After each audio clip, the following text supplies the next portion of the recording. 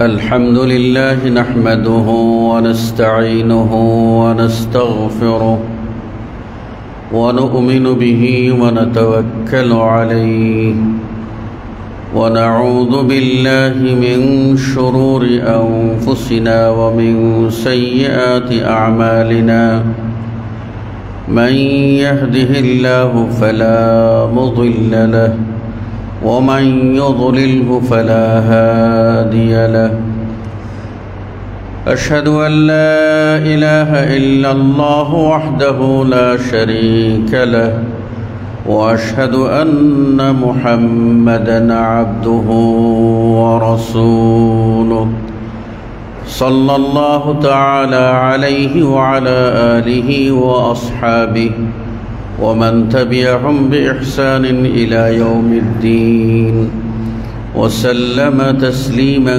كثيرا كثيرا أما بعد فإن خير الحديث كتاب الله وخير الهدي هدي محمد صلى الله عليه وسلم وشر الأمور محدثاتها وكل محدثة بدعة وكل بدعة ضلالة وكل ضلالة سبيلها إلى النار فقد قال الله تبارك وتعالى في كلامه المجيد بعد أعوذ بالله من الشيطان الرجيم ولكل أمة جعلنا منسكا ليذكروا اسم الله على ما رزقهم من بهيمة الأنعام وقال عليه الصلاة والسلام لا تذبحوا إلا مسنة إلا أن تعثر عليكم فتذبحوا جزعة من الضأن رواه مسلم মুসল্লিয়ান কিরাম, আমাদের স্থানীয় সময় নির্ঘণ্ট অনুযায়ী আমরা আজ জিলহজ মাসের দ্বিতীয় দিন অতিক্রম করছি।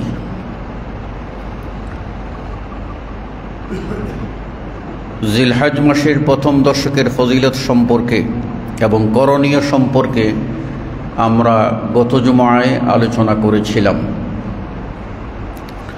আজকে আমরা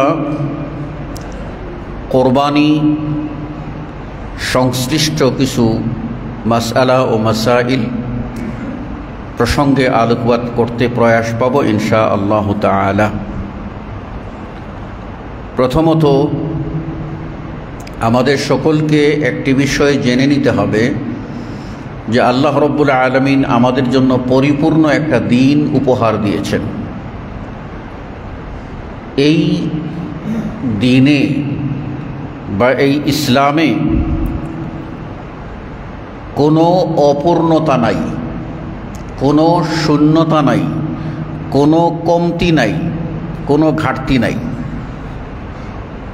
এমন কোনো বিষয় নাই যা আজ থেকে ১৫০০ বৎসর আগে প্রয়োজন ছিল। এই ১৫০০ বৎসর অতিক্রমের পথে প্রয়োজন হয়েছে, বর্তমানে হচ্ছে এবং কিয়ামত পর্যন্ত হবে। তার প্রত্যেকটারই সমাধান ইসলামের ভিতরে রয়েছে। এই ইসলামে আমাদের জন্য আমাদের তৌহিদি চেতনা বা ঈমানকে যেমন গুরুত্ব দেওয়া হয়েছে, তেমনি আধ্যাত্মিকভাবে মানসিকভাবে যেন আমরা পরিপূর্ণ সুস্থ সালামত সদর এর অধিকারী হতে পারি সে নির্দেশনাও দেওয়া হয়েছে। এমনকি আমাদের পারিবারিক সামাজিক যে সংস্কৃতি সে বিষয়েও স্পষ্ট নির্দেশনা ইসলামের মধ্যে রয়েছে। আমরা লক্ষ্য করলে দেখতে পাব যে ইসলামের কোনো কাজই, মানে পৃথিবীতে একজন মুসলিমের কোনো কাজ, মানে ইসলাম সমর্থিত কোনো কাজ, সেটা কোনোটাই ইবাদতের বাহিরে না, প্রত্যেকটাই ইবাদত। একজন মুসলিমের ঘুমও ইবাদত, একজন মুসলিমের আরেকজন মুসলিমের সাথে সাক্ষাৎ করাটাও ইবাদত,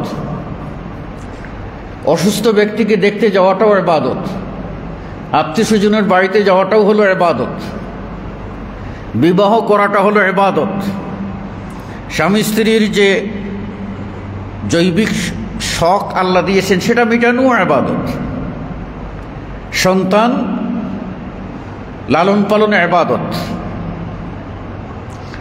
মানে আমরা শুধু যেন মনে না করি যে সালাত 5 ওয়াক্ত এটাই ইবাদত, আর রমজানে 1 মাস সিয়াম বা রোজা ইবাদত না। একজন মুসলিমের পুরো জীবনটাই হলো ইবাদত, যদি সে শরীয়তের নীতি মেনে চলে। এক্ষুনি প্রশ্ন দেখা দেবে যে আমাদের সমাজে বিভিন্ন প্রকার সংস্কৃতি আছে, ইসলামের সংস্কৃতি কি? ইসলামী সংস্কৃতি একজন মুসলিমের জীবন কালচারটাই হলো তার সংস্কৃতি, তার লাইফস্টাইল, এটাই হলো তার সংস্কৃতি। তার মধ্যে সামাজিক কিছু কাজ আল্লাহ রাব্বুল আলামিন আমাদেরকে দিয়েছেন, তার মধ্যে উল্লেখযোগ্য হলো বৎসরে 2 দিন ঈদ, ঈদুল ফিতর আর ঈদুল আজহা। আল্লাহ রাসূল সাল্লাল্লাহু আলাইহি ওয়াসাল্লাম মদিনায় হিজরত করে দেখতে পেলেন যে মদিনার ইহুদিরা তারা বিশেষ দিনে উৎসব পালন করছে। আল্লাহ নবী সাল্লাল্লাহু আলাইহি ওয়াসাল্লাম তাদেরকে জিজ্ঞেস করলেন, মা হাযানিল ইয়াওমান, এইগুলি দিনগুলি কিসের? মা হাযাল ইয়াওম, বা এই দিনটা কিসের, যে দিনে তোমরা এই আনন্দ উল্লাস করছো? তারা তাদের ধর্মীয় অনুভূতির কথা, ধর্মীয় সংস্কৃতির কথা জানাইল।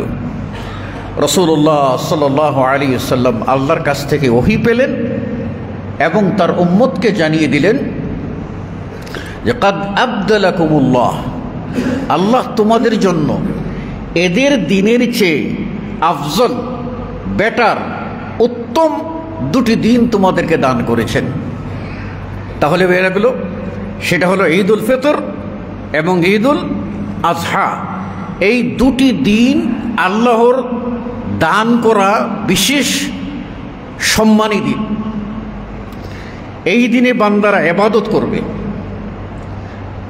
এই দিনে বান্দারা গুনাহ থেকে মুক্ত হবে, এই দিনে বান্দারা পরিবার পরিজন সকলকে নিয়ে আনন্দ করবে। তাহলে ইবাদত, উৎসব, আনন্দ সব কিছুই এই 2 দিনের ভিতরে আছে যদি আমরা গুরুত্ব দিয়ে থাকি। দ্বিতীয় হলো আমরা যেটা বলবো কোরবানি। এই কোরবানি সম্পর্কে আল্লাহ রাব্বুল আলামিন বলেছেন, ওয়ালিকুল্লি উম্মাতিন জাআলনা মানসাকা, আমি প্রত্যেক জাতির জন্য নুসুকের ব্যবস্থা করেছি। কেন?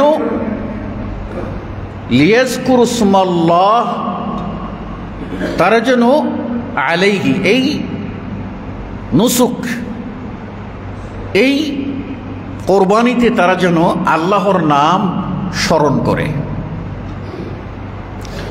আল্লাহর নিয়ামতের প্রতি কৃতজ্ঞ হয়, শুকরিয়াবোধ তাদের ভিতরে জাগ্রত হয়।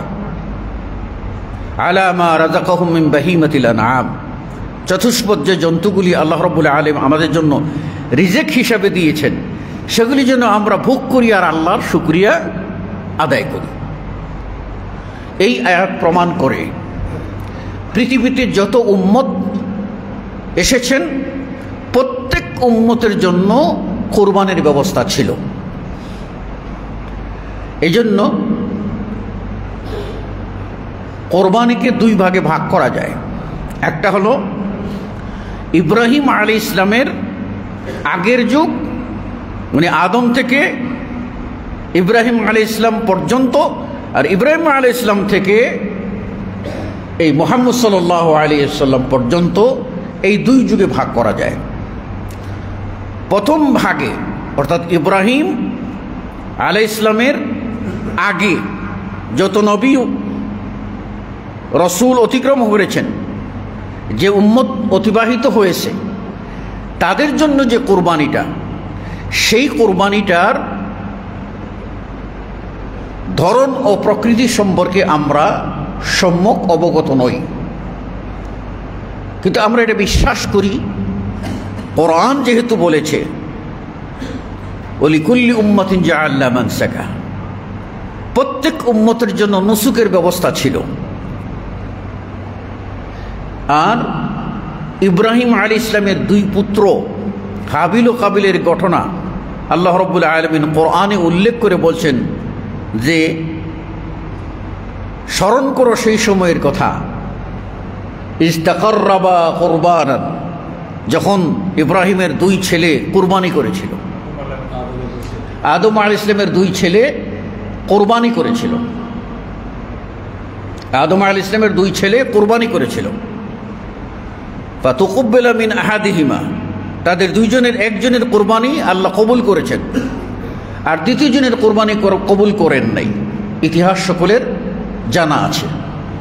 কিন্তু প্রশ্ন হলো, ওই আদমের সন্তান হাবিল ও কাবিল যে কোরবানি করেছিল, তারা কি কোরবানি করেছিল সে বিষয়ে স্পষ্ট কোনো নির্দেশনা নাই। আর ইব্রাহিম আলাইহিস সালাম থেকে মুহাম্মদ সাল্লাল্লাহু আলাইহি ওয়াসাল্লাম পর্যন্ত, বাট এই উম্মতের শেষ অবধি যে কোরবানি, সেটা হলো পশু কোরবানি, শরীয়ত নির্ধারিত পশু কোরবানি। আর আদম থেকে ইব্রাহিম পর্যন্ত এই যুগে কোরবানি ছিল, কি ধরনের কোরবানি ছিল সে ব্যাপারে স্পষ্ট আমরা জানতে পারি না। আমরা সংজ্ঞাটা জানি, কোরবানি কাকে বলে, তাহলেই বুঝি যাব। কোরবানি হলো, এটা ফার্সি ও উর্দু সম্বন্ধীয় পদে বলা হয়। আসল আরবি হলো কোরব। কোরবুন শব্দের অর্থ হলো নৈকট্য লাভ করা, নিকটে পৌঁছা। এখানে যেসব বস্তু দানের মাধ্যমে, উৎসর্গ করার মাধ্যমে আল্লাহর সান্নিধ্য, আল্লাহর কুরবত বা নৈকট্য লাভ করা উদ্দেশ্য হতো, সেটাকেই কুরবানি বলা হতো। তাহলে বোঝা গেল যে তারা ওই যুগে তাদের সামর্থ্য অনুযায়ী শরীয়ত নির্ধারিত যে বস্তুটাই দান করে আল্লাহর নিকটে পৌঁছার চেষ্টা করতেন, ওটাকেই কোরবানি বলা হতো।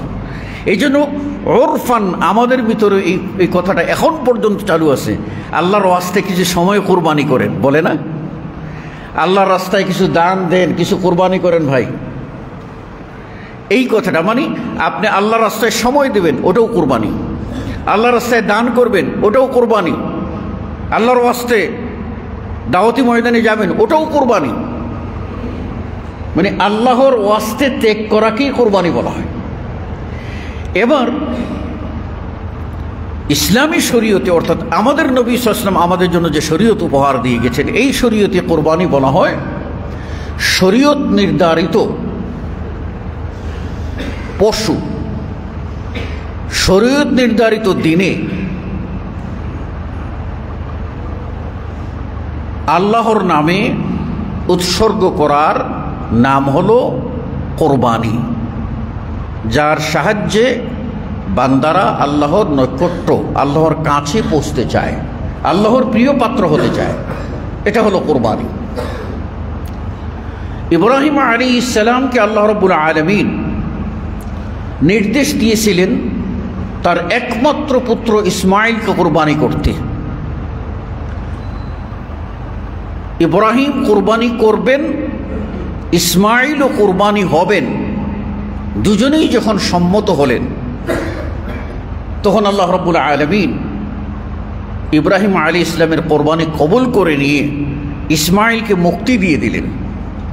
আল্লাহ কোরআনে বলেছেন, ফালাম্মা আসলামা ওয়াতাল্লাহু লিলজাবিন, দুইজনই যখন বশ্যতা স্বীকার করিল, সারেন্ডার করিল কোরবানি করার জন্য, ইসমাইলকে শুইয়ে দেওয়া হলো, তখনই আল্লাহ রাব্বুল আলামিন বললেন, কাদ সাদ্দাকতার রুইয়া, ইব্রাহিম তোমার স্বপ্ন বাস্তবায়িত হয়ে গেছে, তুমি বাস্তবায়ন করে ফেলেছো, আর ছেলেকে কোরবানি করতে হবে না।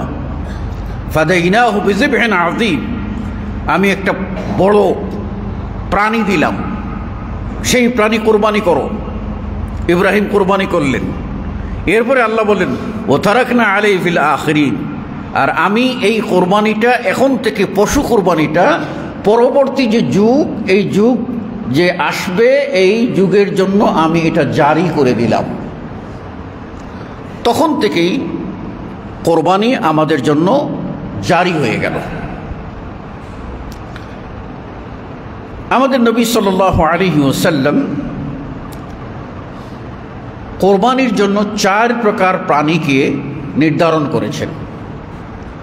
তার মধ্যে একটি হলো উট, দ্বিতীয়টি হলো গরু, তৃতীয়টি হলো ছাগল, চতুর্থটি হলো দুম্বা।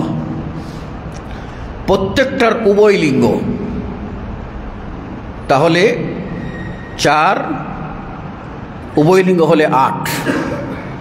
উট কোরবানি করতে পারেন, উটনি কোরবানি করতে পারেন, ষাঁড় কোরবানি করতে পারেন, বলদ কোরবানি করতে পারেন, পাশাপাশি গাভীও কোরবানি করতে পারেন, খাসি কোরবানি করতে পারেন, ছাগিও কোরবানি করতে পারেন, ভেড়া কোরবানি করতে পারেন, ভেড়িও কোরবানি করতে পারেন। এই 4টা হলো শরীয়ত নির্ধারিত প্রাণী। এখন আমাদের মাঝে অনেক সময় অনেকেই অনেক রকম প্রশ্ন করে, বলে যে মহিষ দিয়ে কোরবানি দেওয়া যাবে কি? হাদিসে মহিষের কথা নাই।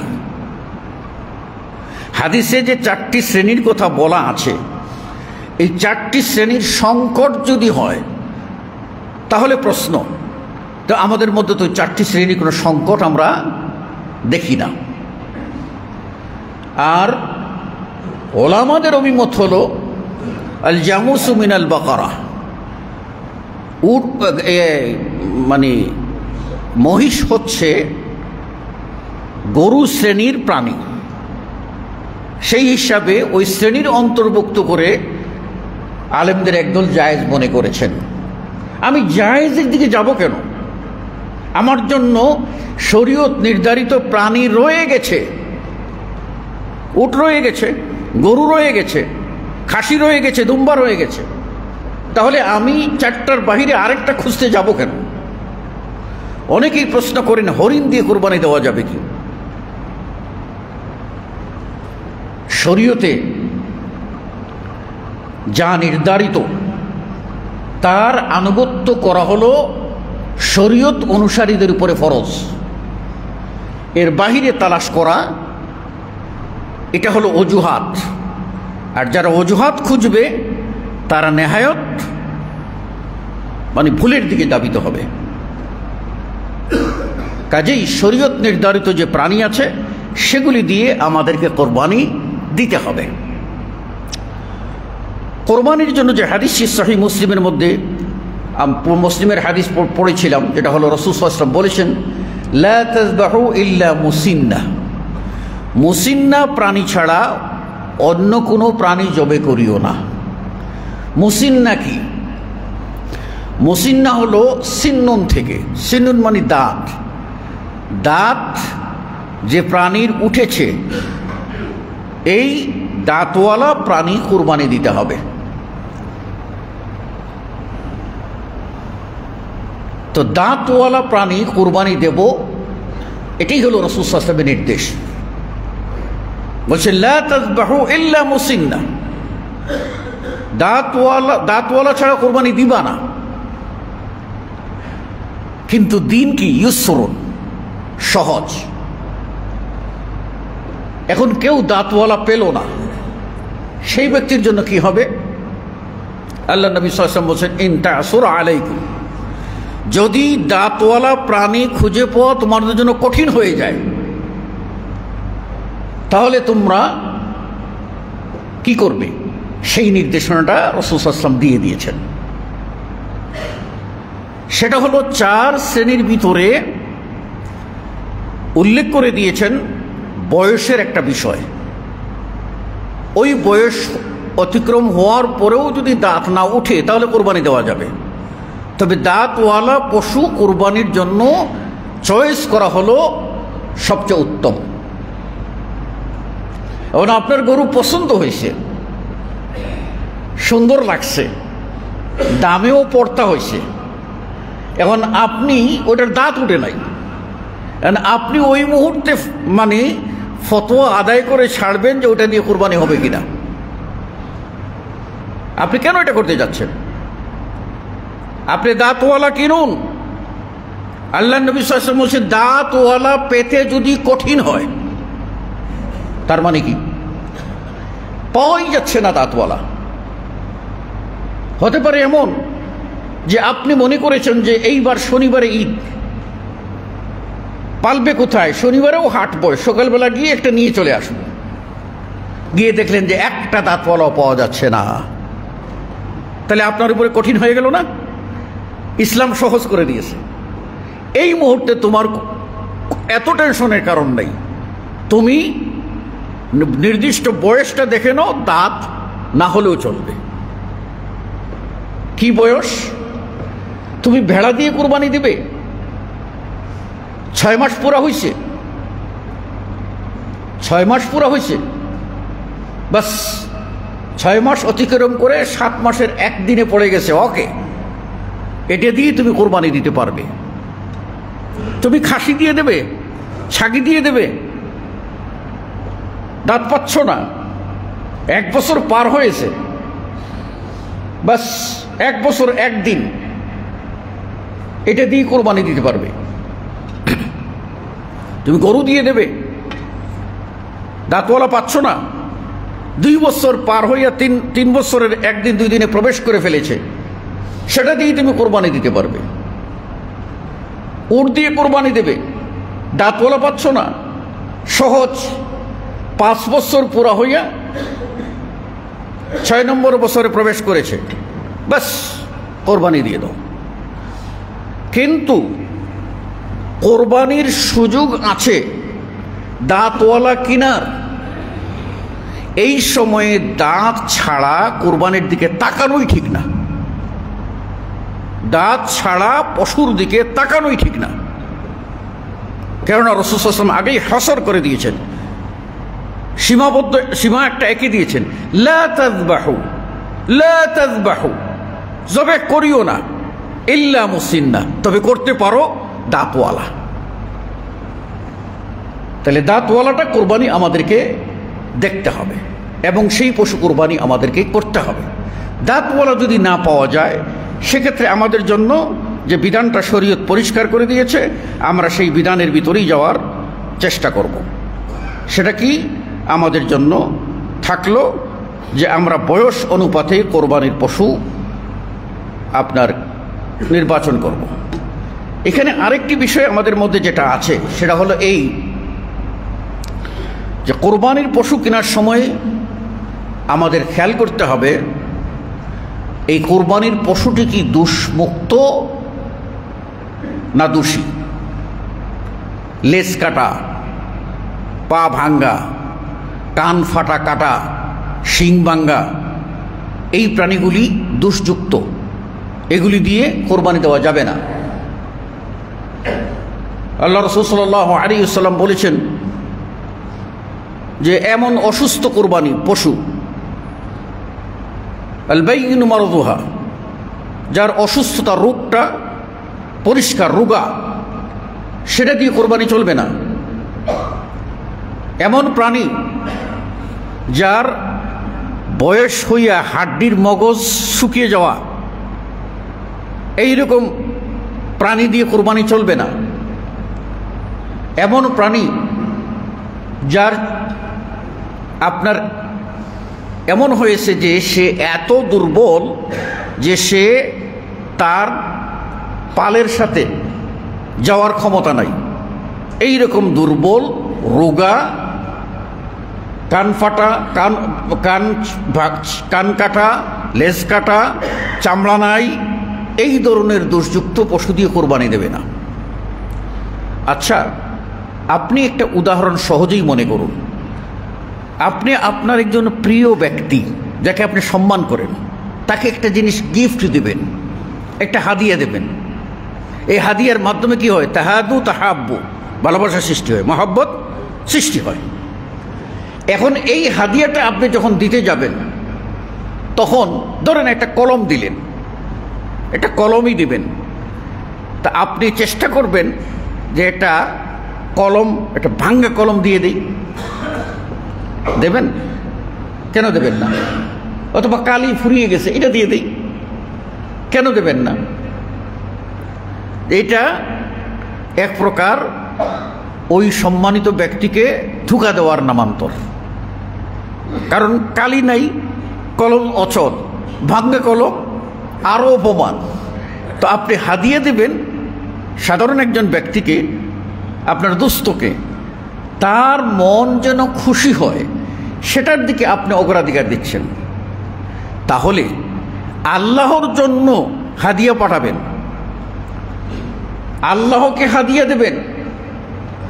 এই হাদিয়াটা আপনার দুর্বল হবে, দোষযুক্ত হবে, এই ধরনের চিন্তা কোনো মানুষ করতে পারে না, কোনো ইমানদার করতে পারে না।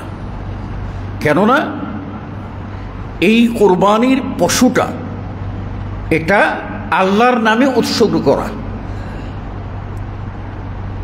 আল্লাহর নামে উৎসর্গ যখন করবেন, তখন নির্দোষ, যেটা দৃষ্টিনন্দন, যেটা চোখ কেড়ে নেবে, মায়াবী, ওই পশুটাই কোরবানি করবেন। আল্লাহ তো এক আয়াতে বলে দিয়েছেন যে লান তানালুল বিররা হাত্তা তুনফিকু মিম্মা তুহিব্বুন, কোনোদিনও তোমরা কল্যাণ লাভ করতে পারবে না যতক্ষণ না তোমরা তোমাদের পছন্দের বস্তু কোরবানি খরচ করেছো। আর কোরবানির সম্পর্কে আল্লাহ রাব্বুল আলামিন বলে দিয়েছেন, লান ইয়ানালাল্লাহু লুহুমুহা ওয়ালা দিমাউহা ওয়ালাকিন ইয়ানালুহুত তাকওয়া মিনকুম। কোরবানির ওই পশুর গোশত, ওর রক্ত আল্লাহর কাছে পৌঁছবে না, আল্লাহর কাছে পৌঁছবে তোমাদের তাকওয়া। কে আল্লাহকে খুশি করার জন্য কোরবানি করছো, সেটাই আল্লাহ রাব্বুল আলামিন দেখবেন। আল্লাহ আপনার এই প্রাণীটা বড় দিয়ে, মালা ঝুলিয়ে, জনগণের সামনে মিছিল করে, এটা কার কোরবানি? অমুক হাজী সাহেবের কোরবানি, এইভাবে মিছিল করে নিয়ে এসে বাহাদুরি দেখাবেন, ওটা হচ্ছে রিয়া, ওটা হচ্ছে লোক দেখানো। লোক দেখানো যখন হয়ে যাবে, তখন ওই ইবাদত বাতিল। আপনি একবার 5 লাখ টাকা দিয়ে যদি একটা উট কিনেও কোরবানি দেন, 10 লাখ টাকা দিয়ে উট কোরবানি দেন, আর উদ্দেশ্য হয় জনগণ বলবে অমুক শিল্পপতির কোরবানি দেখছো কত বড়, এটার জন্য আপনি মালা গেথে, আপনার ঘঙ্গুর লাগিয়ে, কত রকম ভাবসাব দেখিয়ে আপনি হাট থেকে নিয়ে আসছেন, একটা উটের পিছনে 10-12 জন স্লোগান দিচ্ছে, এটা যদি হয়ে থাকে তাহলে ওই আমলটা বাতিল। কার আমল পৌঁছবে? যার তাকওয়া আছে। হতে পারে সে হয়তো মাত্র 8 থেকে 10 হাজার টাকা দিয়ে একটা দুম্বা কিনছে, ওই লোকটা চাচ্ছে আল্লাহ আমার প্রতি, আমার এই সামর্থ্য এর চেয়ে বেশি নাই, তোমাকে খুশি করার জন্য তোমার রাস্তায় দিচ্ছি, আল্লাহ তুমি এটা কবুল করো। হতে পারে আপনার 10 লাখ টাকার উটের চেয়েও ওই দুম্বাটা আল্লাহর কাছে পৌঁছে 10 লাখ টাকার উট পৌঁছে নাই। তাহলে তৌহিদের পরীক্ষা, ইমানের পরীক্ষা, ত্যাগের পরীক্ষা, অন্তরের বিশুদ্ধতার পরীক্ষা, আল্লাহর পথে দান করার পরীক্ষা। এই পরীক্ষা উত্তীর্ণ হতে হলে আপনাকে অবশ্যই কী করতে হবে, যে আল্লাহ যেন পছন্দ করেন ইখলাসের সাথে, এবং সুস্থ প্রাণী আপনাকে কোরবানি দিতে হবে। একটি মাসআলা, আপনি কোরবানির জন্য একটা প্রাণী নির্ধারণ করেছেন যে এই পশুটা আপনি কোরবানি দেবেন, এটা আপনি একেবারে মান্যত করে ফেলেছেন, মানে নিয়তে দৃঢ় সংকল্প করে ফেলেছেন যে এই পশুটাই কোরবানি দেবেন। কোরবানির উপযুক্ত প্রাণী কোরবানির জন্য নির্ধারণ করেছেন, পরবর্তীতে আপনার ছেলে এসে বসলো, আরে এই কোরবানি এটা ভালো লাগে না, ভালো লাগে না, কত দিয়ে? 1,20,000, 2.5-3 লাখের এটা কোরবানি দিবা। এখন আপনি কি করলেন, চিন্তা করলেন, ঠিক আছে ওইটা বিক্রি করে দেই, ওটা অথবা জবাই করে খেয়ে ফেলি, আরেকটা কোরবানি দেবো। এটা জায়েজ নয়, জায়েজ নয়। কোরবানির জন্য নির্ধারিত প্রাণী যেটা আপনি নির্ধারণ করে ফেলেছেন, ওইটাই কোরবানি আপনাকে করতে হবে। অনেকে গাভী কোরবানি দেওয়ার জন্য দেন, হাট থেকে কোরবানি কিনে এনেছেন, এনে পালতেছেন 2-10 দিন, এর মধ্যে প্রকাশ পেল এটা বোধহয় এটার ভিতরে বাচ্চা হতে পারে গর্বে, তখনই আপনি সিদ্ধান্ত করলেন না এটা কেমন করে করি, এটা লাভ হয়ে গেল, এটা বাচ্চা হবে, অথবা এই গোশত খাবো কেমনে, নানান ধরনের প্রশ্ন আপনার ভিতরে দেখা দেবে। এই প্রশ্নর অজুহাতে আপনি ওটাকে চেঞ্জ করবেন, এই অধিকার আপনার নাই। ওই গাভীটাই কোরবানি করতে হবে। রাসূল সাল্লাল্লাহু আলাইহি ওয়াসাল্লাম এভাবে নির্ধারণ করে দিয়েছেন যে ওই গাভীটাই কোরবানি করতে হবে। ওই কোরবানির সময়ে যদি তার পেটের বাচ্চাটা কোরবানি হয়ে যায়, মায়ের কোরবানির সাথে বাচ্চাটা কোরবানি হয়ে যায়, তাহলেই হয়ে গেল। আর যদি বাচ্চাটা জীবিত হয় তাহলে সেটাকেও কোরবানি করতে হবে, সেটাকেও কোরবানি করতে হবে। তাহলে আপনি কি কোরবানি করলেন? নির্ধারণ করেছেন, চেঞ্জ করা যাবে না, ওটাই কোরবানি করতে হবে। এখন আল্লাহ রাসূল সাল্লাল্লাহু আলাইহি ওয়াসাল্লাম বলেছেন যে এই কোরবানির, এই গাভীর বাচ্চার তোমরা গোশত খাবে,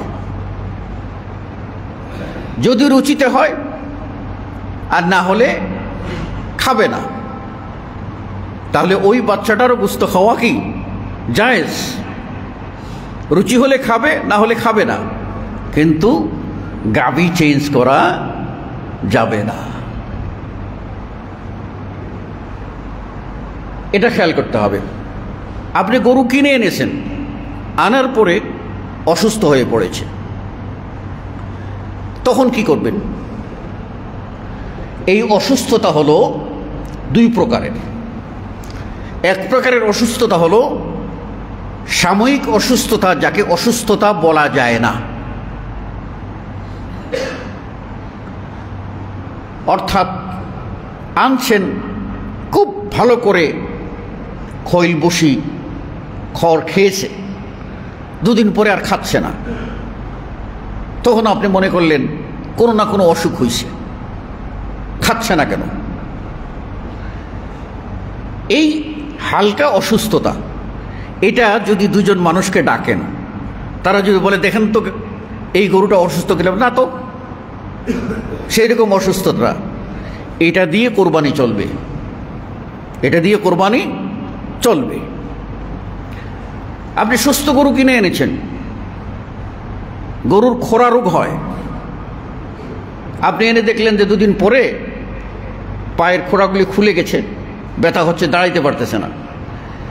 এটা ছোট রোগ, এটায় পুরো গরু অসুস্থ হয়নি, একটা ফোড়া উঠেছে টিউমারের মতো চামড়ায়, ওটা ফেলে দিলেই চলবে, সুতরাং এটাকে অসুস্থতা বলে না, যে অসুস্থতায় কোরবানি দেওয়া চলবে না। এমন অসুস্থতা, যে অসুস্থতা একেবারে পড়ে গেছে, কোনো অবস্থাতেই চলবে না, যে অসুস্থতার ভিতরে জীবাণু থাকতে পারে, যার ভিতরে আপনার কোনো সংক্রমণ হয়েছে, যার কারণে এটা কোনোভাবেই জবাই করে খাওয়া বা কোনোভাবে এটা সিদ্ধ না, এই ধরনের অসুস্থ, এটা দিয়ে কোরবানি চলবে না। কাজেই এই বিষয়গুলি আমাদেরকে খেয়াল করতে হবে কোরবানির সময়ে। এবারে আসুন মাসআলা হলো, কোরবানির পশু কার নামে জবাই করবেন? এই প্রশ্নটি একেবারেই অপ্রাসঙ্গিক। কোরবানির পশু আপনি জবাই করবেন আল্লাহর নামে। কোরবানির পশু জবাই করবেন আল্লাহর নামে, আপনার পক্ষ থেকে, আপনার নামে নয়। আপনি দাতা, আপনার পক্ষ থেকে, যেমনটা রাসূল সাল্লাল্লাহু আলাইহি ওয়াসাল্লাম কোরবানি করেছেন। নিজে কোরবানি করে কিভাবে করেছেন সাহাবী বলছেন, আল্লাহর নবী করলেন, বিসমিল্লাহ বললেন, আল্লাহু আকবার বললেন, বিসমিল্লাহ, এরপরে আল্লাহু আকবার বললেন, তারপরে বললেন আল্লাহুম্মা, এক হাদিসে আল্লাহুম্মা তাকাব্বাল মিন্নি ওয়া মিন আলি বাইতি, হে আল্লাহ আমার তরফ থেকে, আমার পরিবার তরফ থেকে এটাকে কবুল করো, পক্ষ থেকে কবুল করো। আরেক হাদিসে রাসূল সাল্লাল্লাহু আলাইহি ওয়াসাল্লাম বলছেন, অমিন উম্মতি মিম্মান লাম ইউযাহি, আমার উম্মতের পক্ষ থেকে যারা কোরবানি দেয়নি। আরেক হাদিসে আছে রাসূল সাল্লাল্লাহু আলাইহি ওয়াসাল্লাম বলেছেন, আল্লাহুম্মা তাকাব্বাল মিন মুহাম্মদ ওয়া আলি মুহাম্মদ, আল্লাহ মুহাম্মদের পক্ষ থেকে, মুহাম্মদের পরিবারের পক্ষ থেকে সেটা কবুল করো। অপর হাদিসে বলা আছে, আল্লাহুম্মা তাকাব্বাল, আল্লাহুম্মা হাযা মিনকা ওয়া লাক, হে আল্লাহ এই পশুটা তোমারই তরফ থেকে এবং তোমারই জন্য। ফাতাকাব্বাল মিন্নি ওয়া মিন আহলি বাইতি, আমার পক্ষ থেকে এবং আমার পরিবারের পক্ষ থেকে কোরবানি দাও। তাহলে বোঝা গেল কোরবানিটা হবে আল্লাহর নামে, দাতাদের পক্ষ হতে।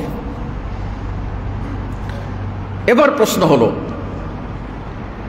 যে এই কোরবানি আমরা যদি একটি প্রাণী দেই, একটি ভেড়া দিলাম, একটি খাসি দিলাম, একটি গরু দিলাম, একটি উট দিলাম, তাহলে পরিবারের দুইভাবে সকলকে সম্পৃক্ত করা যায়। একটা পদ্ধতি হলো যে হে আল্লাহ এটা তুমি কবুল করো আমার ও আমার পরিবারের সকলের পক্ষ থেকে।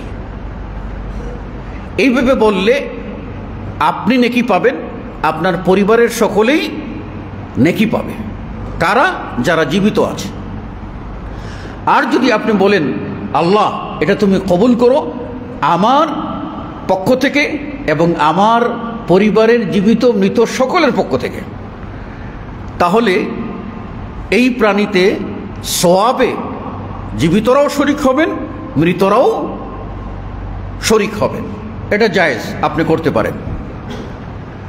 কিন্তু মৃত ব্যক্তির নামে আলাদা কোরবানি করার কোনো বিধান হাদিসে নাই। মৃত ব্যক্তির নামে আলাদা পশু কোরবানি করার কোনো বিধান হাদিসে নাই। এই জন্য মৃত ব্যক্তির নামে আলাদা কোরবানি করতে যাবেন না। আলেমদের অভিমত হলো, গবেষকদের অভিমত হলো, সাধারণ হাদিসগুলিতে মৃত ব্যক্তিদের পক্ষ থেকে দান করা এর হুকুম আছে, দান করার বৈধতা আছে। দান করলে ওই দানটার সওয়াব ওই মৃত ব্যক্তি পাবে। এই সাধারণ হাদিসগুলির সমন্বয় করে উলামাদের ঐমত হলো, কেউ যদি মৃত ব্যক্তির পক্ষ থেকে দেয় এটা আলাদা দেবে। আলাদা যদি দেয় তাহলে সম্পূর্ণরূপে এটা হবে সাদাকা। সাদকা করি না, এই সাদাকা আপনি খেতে পারবেন না, এটা গরিব মিসকিন যারা কোরবানি দেয় নাই তাদের মধ্যে বিলিয়ে দিতে হবে। তাদের মধ্যে বিলিয়ে দিতে হবে। এই মাসআলা আমাদের সকলকে খেয়াল করতে হবে যে আমরা গরিব মিসকিনকে শামিল করে কোরবানি দিতে পারি, আর যদি আলাদা চিহ্নিত করে কোরবানি দেই গরিবের মানে মৃতর পক্ষ থেকে, তাহলে ওই মৃতের কোরবানিটা সদকা করে দিতে হবে, ওইটা নিজেরা খাওয়া যাবে না। এবার মাসআলা হলো যে একটি পরিবার এক চুলায় নয় 3 চুলা 4 চুলায়। কেমন করে? বাবা মার সাথে ছোট ছেলে, বড় ছেলে, মেজো ছেলে যার যার আলাদা খায়। তাহলে এই সবাই যদি মনে করে বাপ আছি, বাপের পক্ষ থেকে একটা কোরবানি দিয়ে দিলে আমাদের সবার দায় মুক্তি হয়ে যাবে। এইখানে একটু বোঝার বিষয় আছে। আমাদের খুতবার উদ্দেশ্য বাহবা কোরআন না, এটা তো জানেনি, একটা ক্লাসের মতো যাতে আমরা বুঝতে পারি। এইখানে রাসূল সাল্লাল্লাহু আলাইহি ওয়াসাল্লাম বলছেন লিকুল্লি বাইতিন উযহিয়া, প্রত্যেক পরিবারের পক্ষ থেকে একটি কোরবানি। এখন এখানে পরিবার কয়টা? বাবা মা ছোট ভাই বলে একটা পরিবার, আবার বাকি 2-3 জন আলাদা পরিবার। কাজেই এখানে এক করার কোনো সুযোগ নাই। এখানে যারা আলাদা তাদের সামর্থ্য থাকলে তাদের উপরে কোরবানি দিতে হবে, সামর্থ্য থাকলে কোরবানি দিতে হবে। কেননা রাসূল সাল্লাল্লাহু আলাইহি ওয়াসাল্লাম বলেন মান লাহু সাআতুন ওয়া লাম ইউযাহি ফালা ইয়াকরাবান্না মুসাল্লানা। যে ব্যক্তি কোরবানি দেওয়ার সামর্থ্য পায়, তৌফিক আছে, কিন্তু কোরবানি দেয় নাই, সে যেন আমাদের ঈদগাহের কাছে না আসে। মানে নিরুৎসাহিত করেছেন।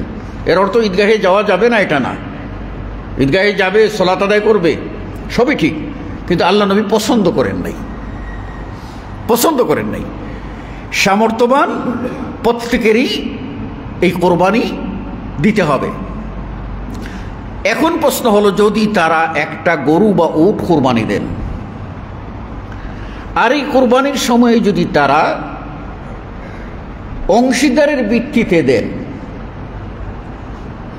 এই অংশীদারের ভিত্তিতে একজনের উপরে 20,000 টাকা পড়েছে, সে 20,000 টাকা দিয়ে দিল। আরেকজনের উপরে 20,000 টাকা পড়েছে, সে বলল আমার কাছে আমিও 20,000 দিলাম। এইভাবে সবাই ভাগ করে যদি যার যার অংশ দেয়, তাহলে এক গরুতে 7টা শরীক হওয়া যায়, এক উটে 60টা, অপর হাদিসে 10টা। সুতরাং এইভাবে কোরবানি দিলে হবে।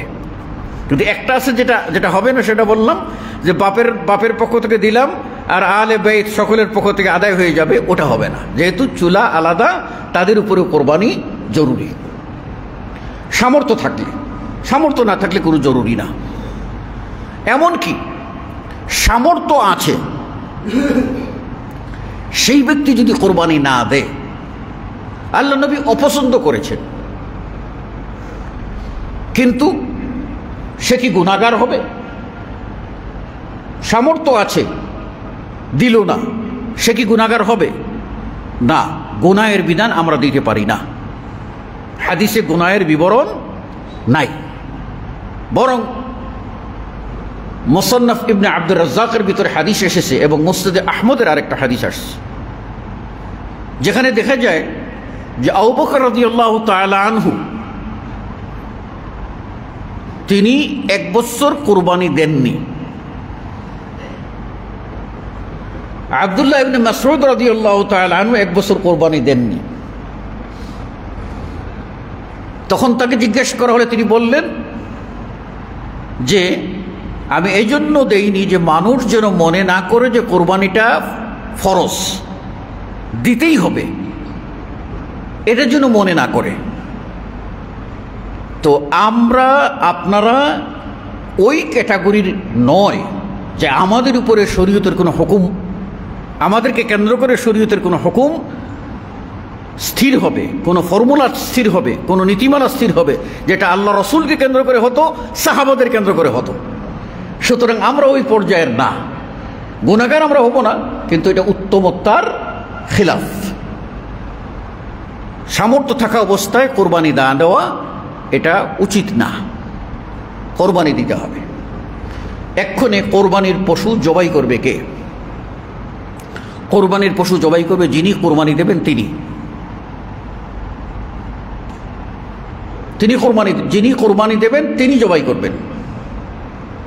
একটা পশু 7 শরীকেও যদি কোরবানি দেয় তারা ওই গরুটা ধরবে, প্রাণীটা ধরবে 7 জন, 6 জন ধরবে, একজন জবাই ছুরি চালাবে, অথবা একজনের ছুরিতে আরেকজন শক্তি যোগাবে, কাছে থাকবে। ত্যাগের মহিমা যেন তারা উপলব্ধি করতে পারে, তাহলেই আল্লাহকে তারা পাবে। আর রাসূল সাল্লাল্লাহু আলাইহি ওয়াসাল্লাম নিজে তার জ্বলন্ত প্রমাণ। ইব্রাহিম আলাইহিস সালাম তার জ্বলন্ত প্রমাণ। ইব্রাহিম আলাইহিস সালাম তার আপন একমাত্র কলিজার টুকরা ছেলেকে কোরবানি দেওয়ার জন্য ছুরি হাতে নিয়েছেন, ছেলেকে ছুঁয়ে দিয়েছেন। আর তিনি তো বলতে পারছেন, আল্লাহ ছেলে চাইছো দিয়ে দিছি, তুমি তোমার ফেরেশতা দিয়ে কোরবানি করিয়ে নাও। তো না, নিজ হাতে কোরবানিটা হলো তুমি কতটুকু ত্যাগ করতে পারো সেটার পরীক্ষা। মহানবী মুহাম্মদ রাসূলুল্লাহ সাল্লাল্লাহু আলাইহি ওয়াসাল্লাম 10ম হিজরিতে তার জীবনের একমাত্র হজ, হজ্জাতুল ওয়াদা, সেখানে রাসূল সাল্লাল্লাহু আলাইহি ওয়াসাল্লাম মিনায় গিয়ে কি করলেন? মিনায় নিজ হাতে 63টা উট নহর করলেন, 63টা উট কুরবানি করলেন। আর বাকি 27টা বললেন আপনার ইয়েকে দিয়ে, আলী রাদিয়াল্লাহু আনহুকে বাকিগুলি পুরা করার জন্য দায়িত্ব দিলেন যে এবার তুমি করো আমার পক্ষ থেকে। আল্লাহ নবী সাল্লাল্লাহু আলাইহি ওয়াসাল্লাম 100 উট কুরবানি দিয়েছিলেন। সৌভাগ্য, কোনো ধনী ব্যক্তি যদি 100 গরু কুরবানি দেয় আর সমাজের প্রত্যেক শ্রেণীর মানুষের কাছে, আত্মীয়দের কাছে পৌঁছায়, গরিব মিসকিনকে পর্যাপ্ত পরিমাণ খাওয়ার দেয়, এটা বড় সৌভাগ্যের বিষয়। আল্লাহ নবী সাল্লাল্লাহু আলাইহি ওয়াসাল্লাম কোরবানি দেওয়ার গুরুত্ব বুঝে যাওয়ার জন্য তিনি নিজে 100 উট কোরবানি দিয়েছিলেন। কাজেই আমরা নিজেরা কোরবানি দেওয়ার চেষ্টা করব। কোনো ব্যক্তি যদি কোরবানির পশু জবাই করতে ভয় পায় অথবা শারীরিক ফিটনেস না থাকে, তাহলে তিনি অন্যকে দিয়ে কোরবানি দেওয়াতে পারবেন। কোরবানির জন্য কোনো দোয়া, কোনো মন্ত্র নাই যেটার জন্য নির্ধারিত মন্ত্র পাঠক লাগবে।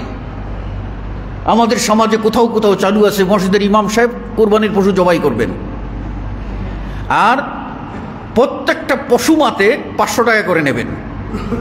একটা ছুরি চালাবেন, কোথাও 200 টাকা, কোথাও 100 টাকা, কোথাও 500 টাকা। এটা একটা নিয়ম। আরেকটা নিয়ম হলো কোরবানির গরুর মাথাটা হয়তো ইমাম সাহেবকে দিয়ে দিতে হবে, নাহলে একটা রান দিয়ে দিতে হবে। এটা কিন্তু সমাজে আছে বাংলাদেশে। এই নির্লজ্জতা, এই নির্লজ্জ বেহায়াপনা আমাদের মধ্যে নাই, আলহামদুলিল্লাহ। প্রত্যেক ব্যক্তি মুসলিম কালিমা পাঠ করেছে, সেই ব্যক্তি ছুরি হাতে নিয়ে বলবে বিসমিল্লাহি আল্লাহু আকবার, কিছু পারে নাই। বলবে আল্লাহ আমার পক্ষ থেকে, আমার পরিবারের পক্ষ থেকে তুমি কবুল করো। আরবির দরকার নাই, বিসমিল্লাহ আল্লাহু আকবার হয়ে গেছে। আর যদি শরিকানা দেয় তাহলে বলবে আল্লাহ তোমার বান্দা অমুক অমুক অমুক অমুকের পক্ষ থেকে তোমার নামে আল্লাহ তুমি কবুল করো, বিসমিল্লাহ আল্লাহু আকবার হয়ে গেল।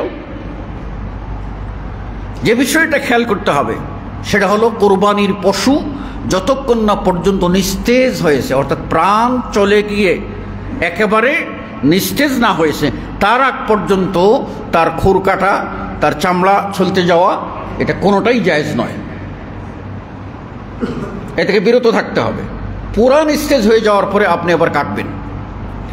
এই কাটার ক্ষেত্রে ইসলামী বিধান, সেখানে আপনাকে অবশ্যই খেয়াল করতে হবে যে এই কোরবানির পশু যারা কাটবে, আপনি সেই ক্ষেত্রে গরু কাটার লোক আলাদা নিয়োগ দিতে পারেন। এদেরকে হাদিসের ভাষায় বলা হয় জাজের, যারা ভাড়ার বিনিময়ে তার সময়টা বিক্রি করে।